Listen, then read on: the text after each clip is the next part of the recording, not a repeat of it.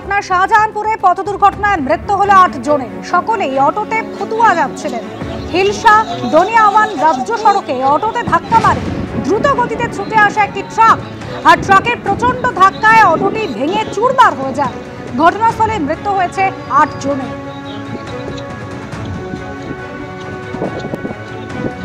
ট্রাকের প্রচন্ড ধাক্কায় দুমড়ে মুচড়ে যায় অটোটি। অটোতে ছিলেন যে সমস্ত যাত্রীরা, ঘটনাস্থলেই 7 জনের মৃত্যু হয়।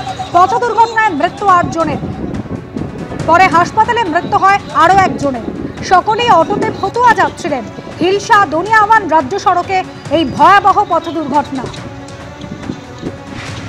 পাটনার শাহজাহানপুর, সেখানে অটোতে ধাক্কা মারে দ্রুত গতিতে ছুটে আসা একটি ট্রাক।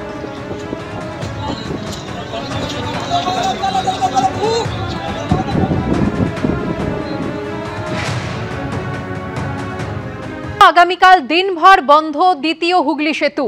সাঁতরাগাছি বাস টার্মিনাসের কাছে 6 লেনের এলিভেটেড করিডোর তৈরির কাজের জন্য বন্ধ থাকবে দ্বিতীয় হুগলি সেতু। বিস্তারিত জানবো, কথা বলবো আমাদের প্রতিনিধি সুনীত হালদারের সঙ্গে।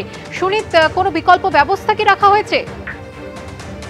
দেখো, যেটা জানা যাচ্ছে যে আগামীকাল ভোর 4:30 থেকে রাত 9:30 পর্যন্ত, অর্থাৎ প্রায় 21.5 ঘন্টা দ্বিতীয় হুগলি সেতু এবং কোনা এক্সপ্রেসওয়ে যান চলাচল বন্ধ রাখা হবে।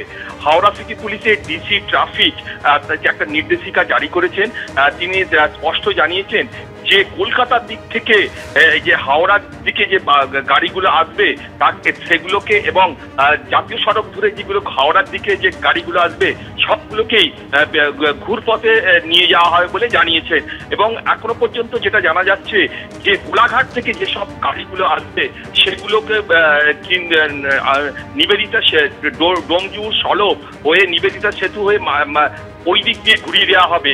একই সঙ্গে কলকাতার দিক থেকে যেসব গাড়ি আসবে, যেহেতু দ্বিতীয় হুগলি সেতু বন্ধ রাখা হচ্ছে, সেগুলোকে হাওড়া ব্রিজ দিয়ে জিটি রোড ধরে সেগুলোকে নিবেদিতা সেতুর দিকে নিয়ে যাওয়া হবে।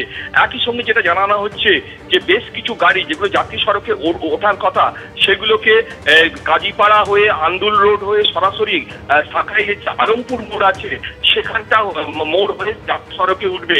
এবং বেশ কিছু গাড়ি সেগুলোকে হ্যাংস্যাং ক্রসিং, শৈলেন মান্না সরণি, হাওড়া আমতা রোড, ডোমজুর হয়ে সেগুলোকে কিন্তু নিবেদিতা সেতুতে নিয়ে যাওয়া হবে। অর্থাৎ এবং বেশ কিছু গাড়িকে জিটি রোড ধরে যে গাড়িগুলোকে সেগুলোকে বালি হয়ে মাইতিপাড়া হয়ে সেগুলোকে নিয়ে যাওয়া হবে ডানকুনির দিকে।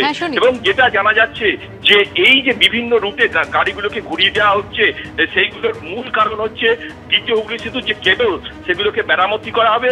এবং সাঁতরাগাছি যে বাস টার্মিনাস সেখানে ডিম তৈরির কাজ হবে। এই কারণেই কিন্তু কালকে 21.5 ঘন্টা বন্ধ রাখা হচ্ছে যান চলাচল। ধন্যবাদ সুনীত।